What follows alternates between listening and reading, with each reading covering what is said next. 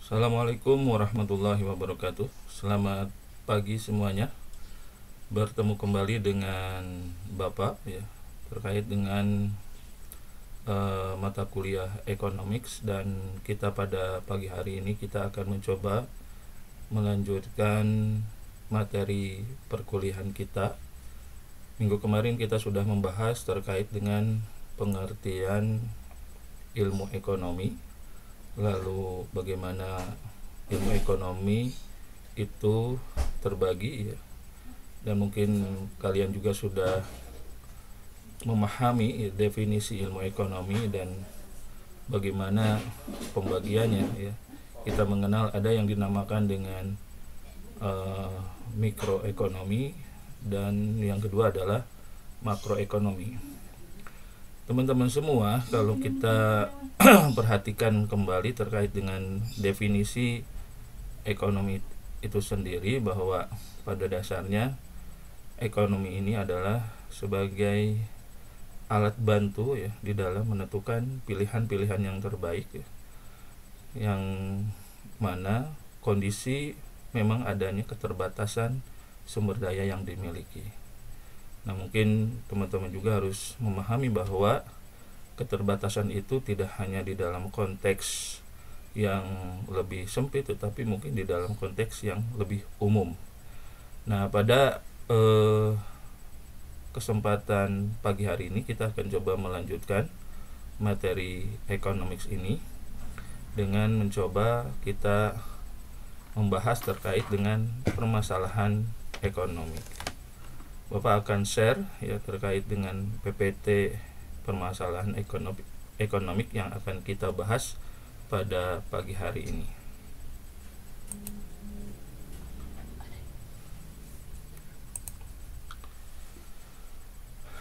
Permasalahan ekonomi.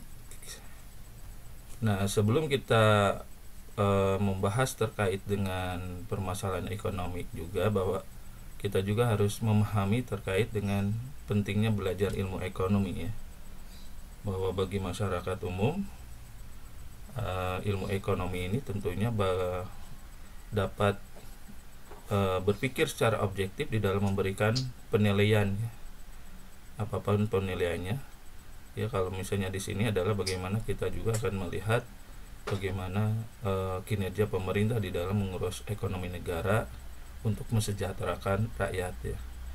Jadi untuk masyarakat awam pun ekonomi itu sangat perlu ya. Yang kedua adalah selain masyarakat umum, tentunya adalah pemimpin juga harus paham ya. Dan tentunya di dalam konteks pemimpin, maka pemimpin juga harus tahu bagaimana cara meningkatkan pertumbuhan industri di dalam negeri, dan bagaimana dengan adanya peningkatan jumlah industri, penyerapan tenaga kerja itu seperti apa. Apakah dengan adanya peningkatan jumlah industri, penyerapan tenaga juga akan mengalami peningkatan di dalam penyerapannya, dan bagaimana cara menarik investasi.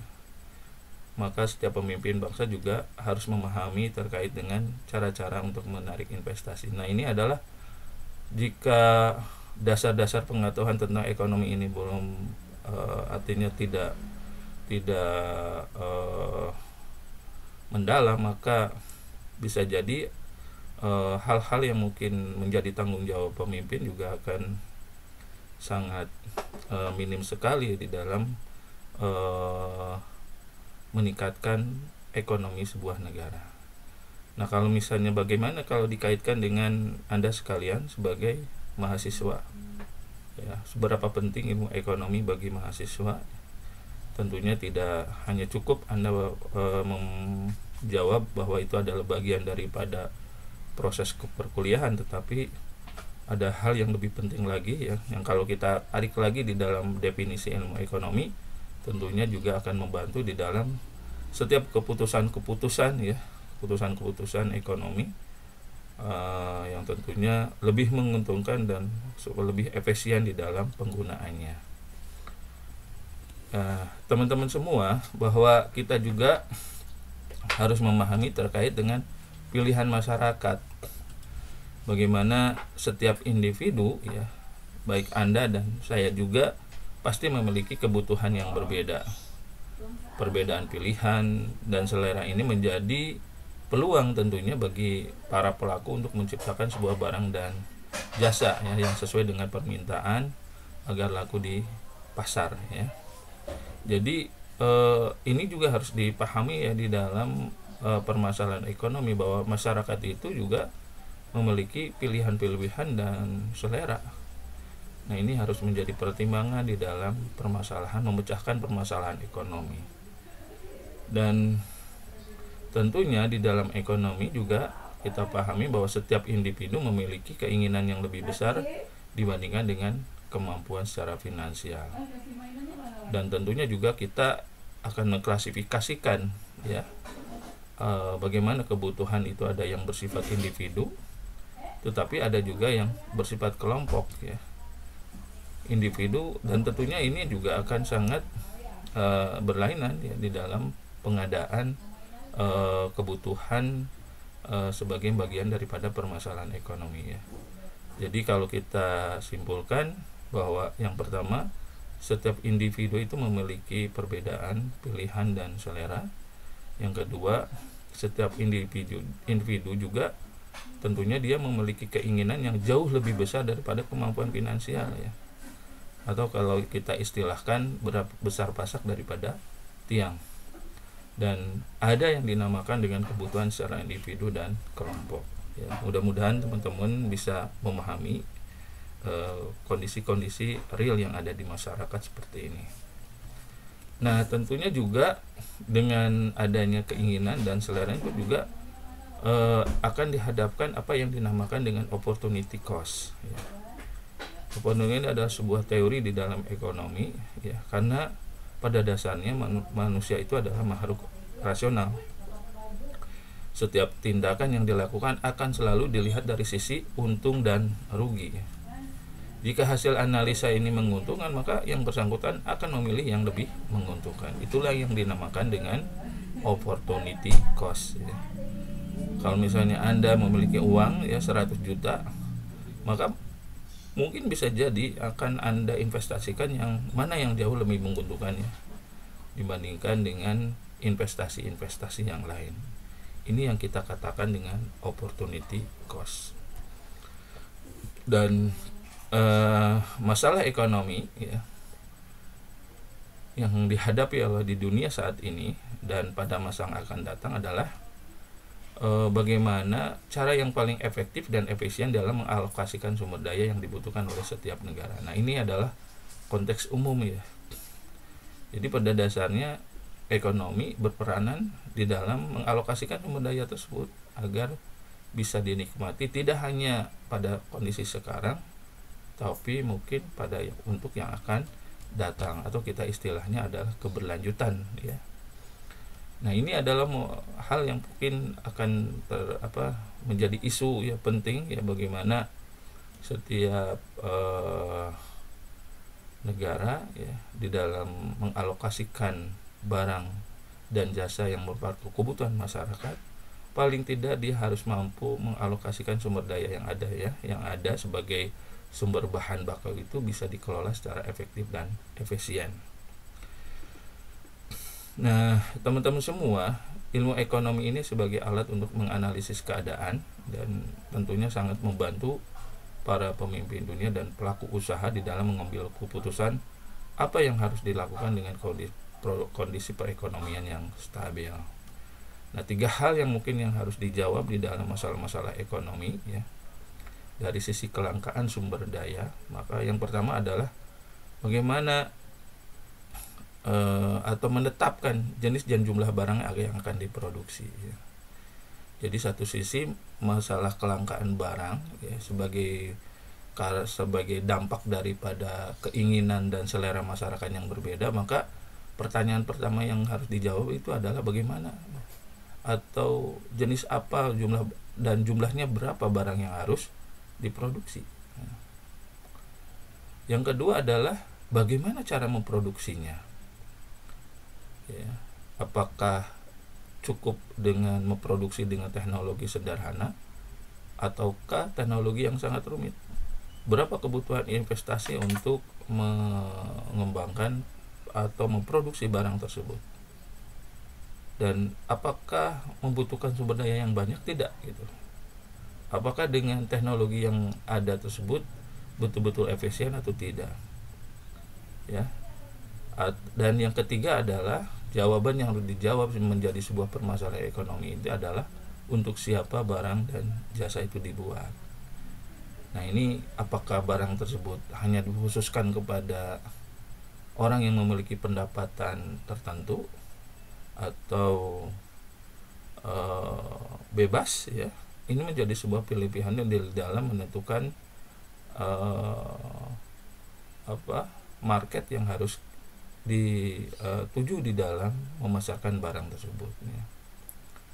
Nah, kalau misalnya kita di dalam bahasa Inggris kita kenal what ya, lalu how, lalu dan terakhir adalah who ya, siapa. Nah, tentunya di dalam proses menentukan barang, lalu cara memproduksi dan untuk siapa barang, maka ending terakhir dari masalah ekonomi itu adalah bagaimana menciptakan barang dan jasa. Nah, apa yang dimaksud dengan barang ya, dan apa yang dimaksud dengan jasa ya. Perbedaan jelas ya di dalam barang dan jasa ini adalah bahwa barang itu adalah benda yang berwujud, apa yang kita makan, apa yang kita nikmati, sesuatu yang sangat wujud itu yang kita katakan barang ya. Tetapi kalau misalnya tidak bertuju artinya tidak, tetapi kita merasakan prosesnya, kita bisa menikmati dan terpuaskan ya, dan ada dampaknya kepada kita ya, itu yang kita sebut dengan jasa ya. Selain barang dan jasa, maka kita juga mengenal apa yang disebut dengan barang ekonomi dan barang bebas ya. Barang ekonomi ya tentunya barang yang dari sisi dari sisi mendapatkannya itu juga perlu adanya pengorbanan ya, dan tentunya barang ekonomi ini memiliki nilai guna yang sangat tinggi, makanya disebut dengan barang ekonomi. Dan tentunya juga kalau misalnya kita sebut barang ekonomi, dia juga memiliki keterbatasan dari sisi pasokan. Terus ada yang disebut dengan barang bebas ya. Barang bebas ini adalah barang yang jumlahnya melimpah serta mudah untuk mendapatkannya ya. Makanya kita coba perhatikanlah sesuatu yang sangat bebas. Ada yang mengklaim terkait dengan barang tersebut ya. Artinya barang tersebut siapa saja boleh menikmati. Itu yang kita bedakan antara barang ekonomi dan barang bebas. Nah, tentunya di dalam ekonomi juga, di dalam sebuah memproduksi barang dan jasa ya, sebagai akibat dari sebuah atau menjawab terkait dengan permasalahan ekonomi, maka kita membagi produksi barang itu menjadi 3 ya. Ada yang disebut barang akhir, barang modal, dan barang antara ya.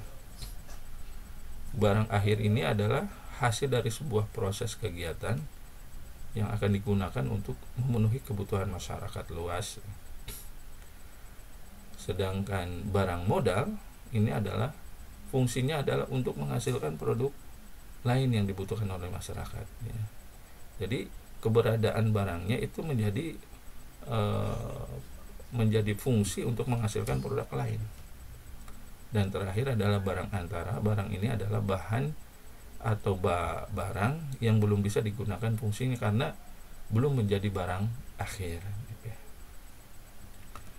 Oke, demikianlah teman-teman semua ya, pemaparan terkait dengan permasalahan ekonomi ya. Tentunya teman-teman semua bisa memberikan tanggapan maupun pertanyaan terkait dengan materi ini, dan Bapak harapkan teman-teman semua bisa memberikan tanggapannya di kolom chat yang ada di bawah ini, dan nanti Bapak akan memberikan feedback dari apa yang ditanyakan oleh teman-teman semua. Mungkin itu yang Bapak bisa sampaikan pada kesempatan pagi hari ini, dan Bapak harapkan semua tetap semangat di dalam proses pembelajaran ini. Terima kasih. Bapak tutup dengan akhir kalimat, Assalamualaikum warahmatullahi wabarakatuh.